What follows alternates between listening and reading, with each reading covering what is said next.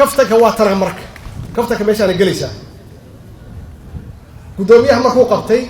يعني صوعي قدوميها كفتة منها وحن قدومي وحن مغلي موشين بالقبتي ساوحيه مركاسير واي هريا لا موشين وحن كوير ساوي إجيه وحير بلان كوسو علي warqadii usaas u rogi way ugu soo celiyay wuxuu yiri numberkaas weey oo yaa ka dambeeya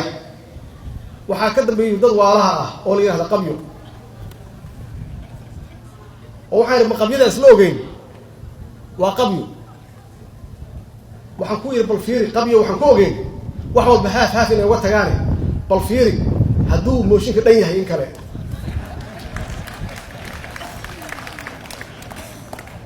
dib uu fiiriyay wuxuu arkay saxiixiyo la saxiixay 2017 tuhunka la qabana uu yahay dhamaadka 2018 waxaan ku yiri marka hadee say isu waafaqaysaa wuxuu yiri waxay arkayeen wax soo socda sanadka bacdi waxaan ku yiri khalad kalma ku jiraa واسلوب نحي وحلاقيها قبية بدري ماشي بجتين وافيري وحوير صحيحة وحكم قن ديتسكي وحكويري سيد ديتسكي قف وكل لوبي هذا قف صحيحي سيد كل لوبي وقتي وصحيحي وحكوير هي محاكا لو كجرة وحوير ضد كلا أو واحد جرة أو حنوصل قدام ده جرة أو كور قبية وحن waxaan ku yiri marka waayay gudoomiye maxay tahay waxan see wax u jiraan motif muxuu yahay maxaa laga danleeyaa waxan illa waa basheegtay waa qabye wuxuu yiri hore wuxuu yiraahdeen qabye ninkeeda dhameystira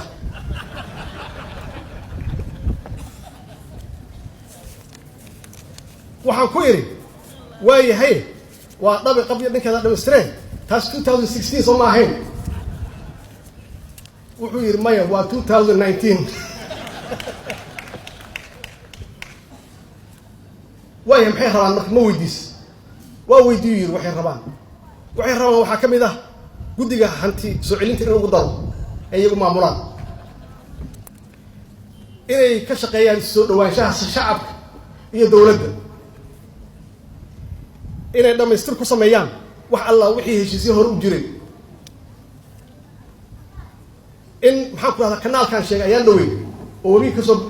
soo fatahay in la furo beerta loo daayo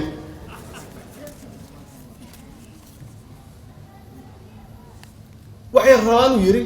inay xoojiyaan ama ka shaqeeyaan xoojinta hufnaanta dhaqaalaha waxay rabaan yiri in ay ka shaqeeyaan oo ay xoojiyaan mushaar bixinta tan ugu dambaysa waxay rabaan inay sharafka ummadda Soomaaliyeed soo celiyaan waa mahadsantiin wa salaamu calaykum wa rahmatullahi wa barakaatuh